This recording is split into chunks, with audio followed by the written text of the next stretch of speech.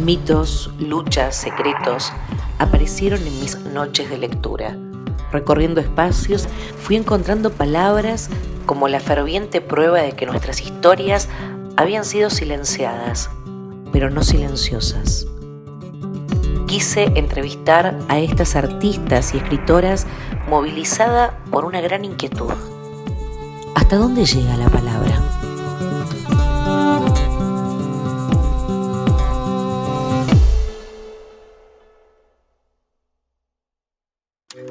La historia, siempre en manos de los patriarcas, le quitó a nuestro conocimiento la existencia de muchas luchadoras, mujeres bravas que rompían con los moldes de época. Mika Feldman fue una de ellas. Nacida en Argentina en 1902, encontró en su juventud los sentimientos de la revolución. Abrazando la lucha obrera y antifascista, luchó en la Guerra Civil Española, convirtiéndose en capitana de una de las columnas del Partido Obrero de Unificación Marxista.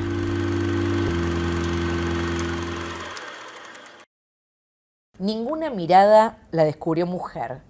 ¿Quién es Mika para sus milicianos? Una mujer pura y dura, austera y casta, a quien se le perdona su sexo en la medida que no se sirva de él. Tampoco Mika, hasta esa tarde, sintió que debía reprimir nada. Esa es la diferencia. Ella, no Antonio Guerrero. Lo que ese hombre ha logrado despertar en Mika, aunque sea por un instante, es peligroso y debe estar muy atenta. La vida de Mika Etxeberre, que esconde el nombre de Micaela Feldman, pareciera de ficción, pero fue muy real. Una argentina nacida en Rosario que a lo largo de su vida va a unir diferentes puntos cardinales. La Patagonia en un primer momento, luego Berlín, Madrid y París. Y en España se convertiría para siempre en la única capitana al frente de un grupo miliciano revolucionario en la Guerra Civil Española. La historia parece tener algunos huecos. Esos huecos de la historia tienen nombre, como el de Mika Etxeberre. Estamos con Elsa Osorio, que es escritora y autora de Mika y tantos otros relatos que también, a nuestro juicio, llenan algunos huecos que la historia deja fuera. ¿Cómo estás, Elsa? ¿Qué tal? ¿Cómo estás? Bien. ¿Cómo llegaste a la historia de Mika? Llegué hace muchísimos años, ¿no? Me la contó Juan José Hernández. Juan José Hernández. Entonces, bueno, en unas noches que yo iba junto a un grupo de escritores donde yo, en esa época, yo era la niña, digamos, la chiquita. Entonces, Juanjo, que un gran escritor y gran narrador oral, y también con unos vinitos, ¿no? Iba contando historias donde mezclaba personajes de libros con historias reales, ¿no? Entonces un día me cuenta una mujer que fue capitana en la Guerra Civil, qué sé yo, pero ya era como, viste, una hora ya de bastante vino. Entonces yo al día siguiente me quedé con esa historia. Digo, pero ¿cómo puede ser que yo no conozca a esta mujer? No tengo ni idea de quién es, de qué libro es, de qué personaje. Y me dijo, no, ella vive en París. Yo la conocí, había ido con Pepe Bianco a verla, y entonces me da un libro de Mika, que había escrito, Mika Etxeberre, que yo no sabía, ni él tampoco en ese momento, que se llamaba Feldman, y que era unos recuerdos de la guerra, que ella lo escribió en francés, se llamaba Ma guerre d'Espagne à moi. Bueno, la cuestión es que todavía vivía Mika, y yo vivía en Buenos Aires, y me fui a buscarla, en un viaje, aprovechando un viaje, y solamente sabía que vivía en Saint-Sulpice, en una plaza, una cosa delirante, preguntarle a todos los porteros, ¿conocen una señora? Bueno, en esa época ella ya estaba en un geriátrico, y bueno, no la encontré en vida, pero escribí sobre ella en toda esa historia que Félix Luna, que la dirigía, también me decía, te lo inventaste. Le digo, no, viste. Es de verdad. Es de verdad, no sé más que lo que sé, pero leí esto. Bueno, efectivamente, cuando salió en toda esa historia empezó a aparecer alguna gente que la conoció. Ella había tenido una relación con la revista Sur, con Pepe Bianco. Bueno, entonces yo seguí buscando sobre ella, no todo el tiempo, 23 años busqué. Pero la idea de hacer un libro sobre ella surgió mucho más adelante. Después yo viví en Madrid, bueno, encontré unas pistas, era, digamos, ir buscando. Había un misterio con sus papeles, quién tenía sus papeles. Al final, bueno, un poco intuí quién podía ser, porque me imaginé que alguien como Mica, sus papeles se los iba a dejar un militante. Entonces, bueno, después de, no sé, 20 conversaciones con un francés trotskista, Guy Prévan, me fue dando los papeles. Bueno, después, muchos años después, yo escribí esta novela, porque es una novela que está basada en este documento de Mica, más una cantidad de papeles que yo pude ver, los de Mica, en la casa de este militante trotskista. O sea, que antes para ganar su confianza escuché 800 cosas, ¿viste? Pero bueno, también un tipo encantador, ¿no?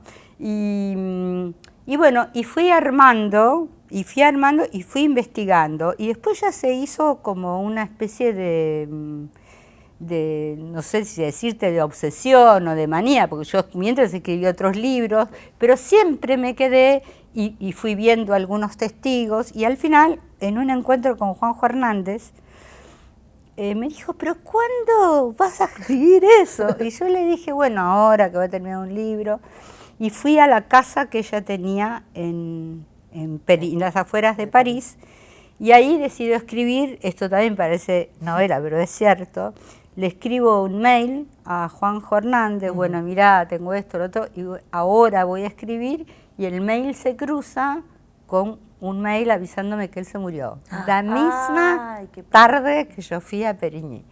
Bueno, y después trabajé mucho con mucho texto histórico, investigué todo lo que pude, pero trabajé este fragmento que leíamos, que vos leíste, porque una de las cosas que me interesaba mucho era el lugar de Mica, ¿no? Porque no tenemos más que eso, y después no eran unos diarios, sino unas notas sueltas que escribía en agenda, y así yo pude reconstruir lo de Berlín, que ellos llegan, ella y su compañero, Hipólito Echeverre, llegan a Berlín justo antes de que suba Hitler. Increíble. Sí. Entonces, bueno, y estuve en todas las casas que ellos estuvieron. Hice una investigación que no está en el libro todo, pero soy una especie de biblioteca sobre Mica se transforma, bueno, además por ser una mujer que ya desde los 18 años, ahí en Rosario, tiene relaciones con Alfonsina Storni, con un grupo, ¿no? Sí, Insurrexit. Claro, que también y practica como un feminismo también sin marco teórico, decide no ser madre en relación a la revolución, ¿no? Eso también en tu libro está. Sí. Yo, como te digo, bueno, tomo este texto, y también algunas cosas son, digamos, Mica, vamos a decir que yo construyo, invento a partir de los documentos, y también de que la vida de Mica me permite también conocer la vida de otros militantes, que son todos, no sé, políglatas.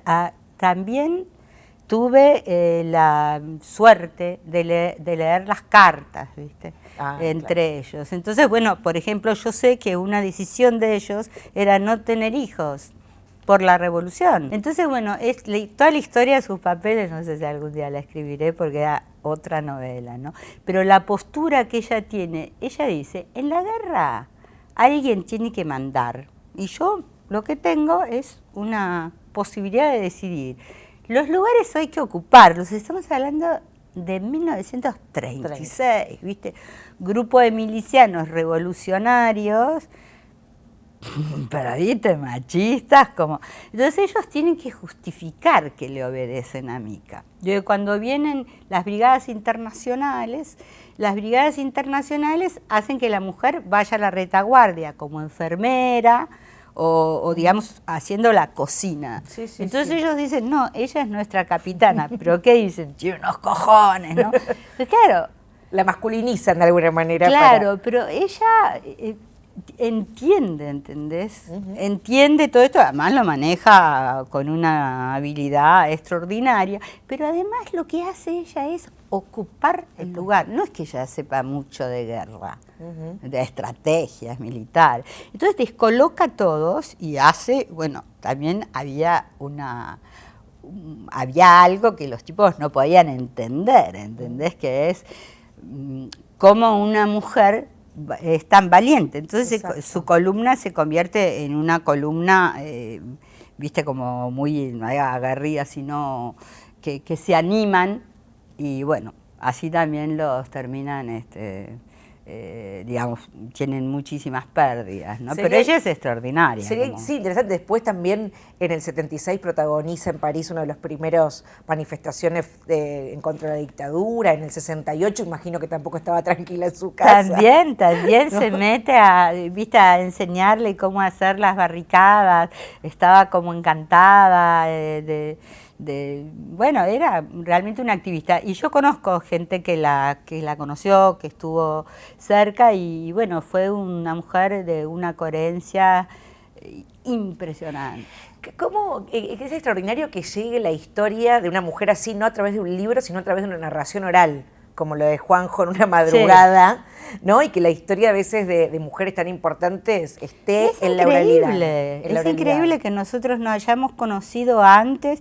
Y bueno, no da para contar, pero no te imaginas también cuántos problemas tuve yo al sacar esta historia. ¿Por qué? Porque durante tanto tiempo no se supo. Y una de las razones es que ella era una mujer, ¿viste? Y tampoco pertenecía a un grupo político, porque no pertenecía, ella comandó la columna del Partido Obrero de Unificación Marxista, pero era, bueno, una antifascista, pero digamos, no había una organización política que dejara su historia como legado. Aclarás vos siempre que es una novela, lo que tomás de un personaje histórico, ¿no? Bueno, mucho se ha escrito sobre que la historia es un relato también. Sí. ¿Pensás que la literatura, en ese sentido, aporta a la historia, que hay un diálogo ahí entre la historia, entre los textos históricos y los textos literarios? Yo estoy convencida, por eso me parece también que es una manera de acercar la historia, digamos. En otras novelas mías yo tomo la historia, quizás en esta digo su nombre, su apellido, y por lo tanto también para mí fue como una cárcel, ¿no? Porque claro, inventar parece un despropósito sobre alguien que existió, pero desde la novela yo la podía humanizar. Por ejemplo, podía sentir que ella tenía miedo.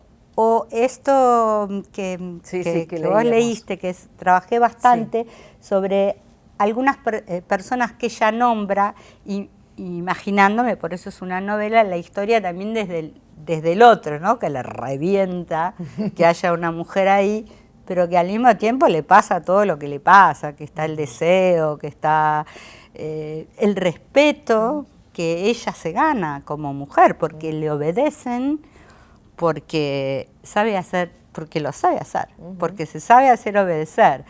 Y bueno, yo estuve muy fascinada, también en otras novelas mías, yo tomo mujeres, pero como siempre me preguntan por qué siempre mujeres, y les digo, bueno, que también es una fidelidad histórica, porque en nuestro país la resistencia a la dictadura fueron madres, abuelas. No quiero decir que no haya habido grupos, por supuesto, de hombres y mujeres, pero... Sí, visibilizarlo no es aplacar otros, claro, ¿no? Visibilizar ese rol no es para nada que otros interfieran. Bueno, estamos hablando en la dictadura de tu libro, que está traducido a más de 18 idiomas, a 20 años luz, donde vos imaginás bastante antes que nietos pudieran preguntarse acerca de su identidad. Nacidos entre 1976 y 1982, preguntarse si realmente eran sus padres. Imaginás a esa luz, ese personaje que es una nieta que va a buscar en ese contexto de la Argentina quiénes son sus abuelos, sus padres primero. Sí, en realidad yo vivía en Madrid en ese momento. No sé realmente si en ese momento para mí fue importante estar lejos, ¿no? Porque primero me lo planteé como una historia, como ¿qué pasará con alguno de estos chicos que nadie lo busca porque no saben que existen? Porque había chicas que estaban embarazadas y no se sabía. La familia no sabía. Claro. Tampoco todos los niños, tenía una abuela militante de derechos humanos, ¿entendés? Te quiero decir, entonces me puse como a contar una historia de qué pasaría. Bueno, cuando me puse a escribirla, me metí en el año 1976, sentí que la historia me arrasaba, ¿no? Y que yo podía sentir el miedo que estaba en algún lugar de mi cuerpo todavía, ¿no? Y bueno, pero trabajé desde un personaje que me enseñó a mí, porque ella le pregunta a su padre, ¿y por qué me tuvieron, no? Porque lo cuenta el padre. Y el padre, ¿y por qué teníamos hijos tan jóvenes y en esas circunstancias? Y el padre no sabe qué decir. Ya, una respuesta casi, ¿viste? No puede responder. No, le dice, y porque nos queríamos, ¿viste? Porque no era una...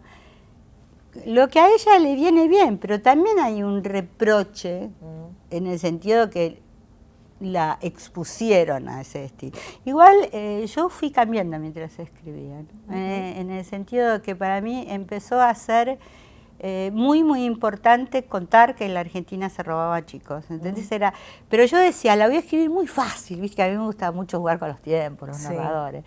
Porque quiero que, y yo decía, quiero que lo entiendan en un pueblito de Finlandia, pero imagínate que lejos estaba de imaginar que en verdad se iba a leer en Finlandia y en tantos lugares.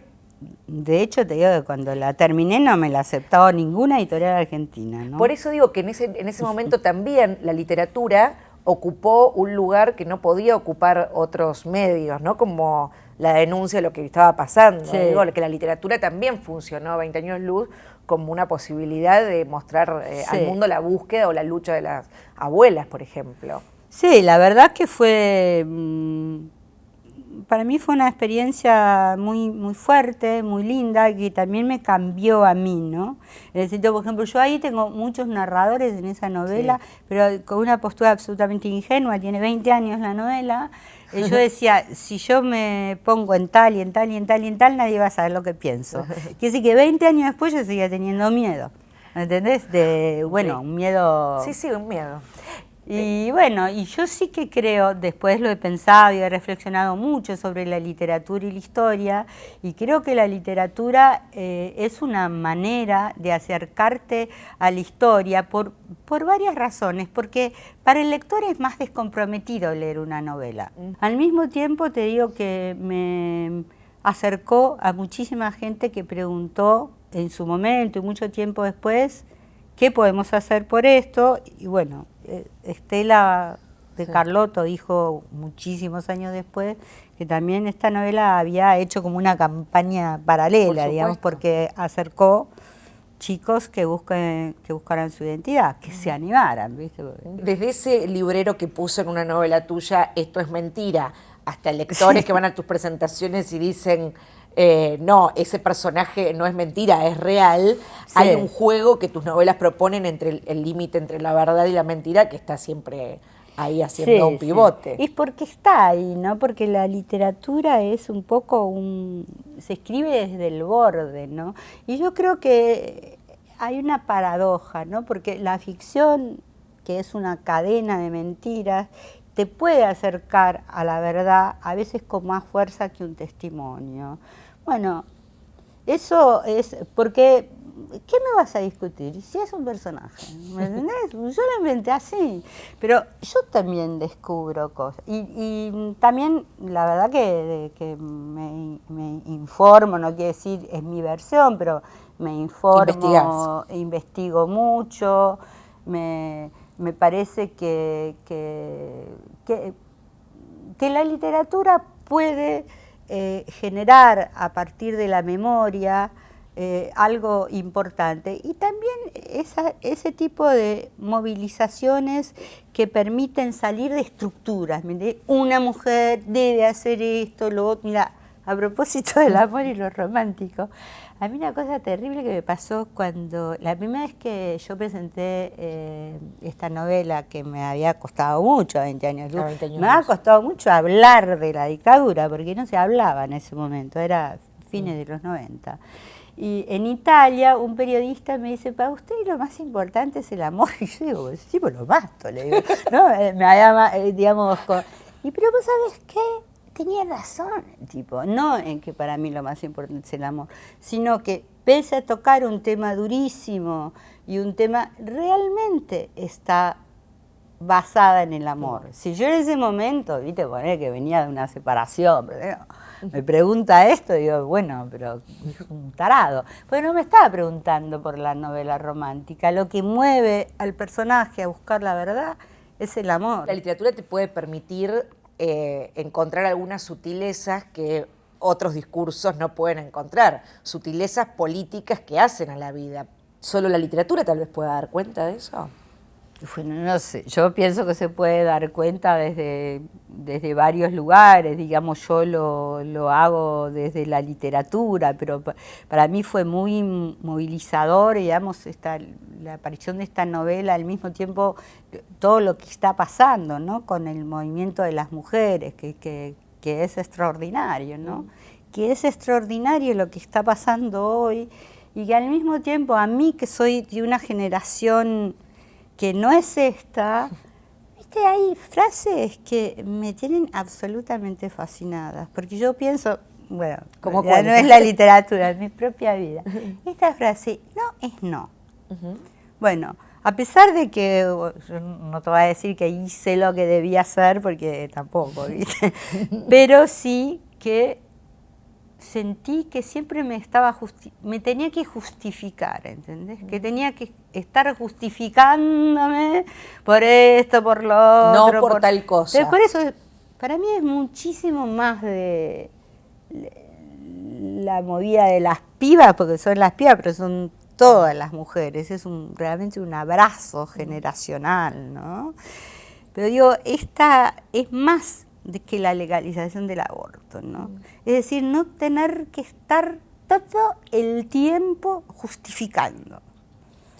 Y esto, algo así como, digo, me hubiera gustado tenerlo antes, pero bueno, no es no, No es es lo no. que se me da la gana. ¿Querés leernos algo, Elsa, de tu última novela? Bueno. Es raro ese amarse así desde la primera vez, con la capilla ardiente a unos metros, como si lo hicieran hace años, y al mismo tiempo nunca, pero nunca así.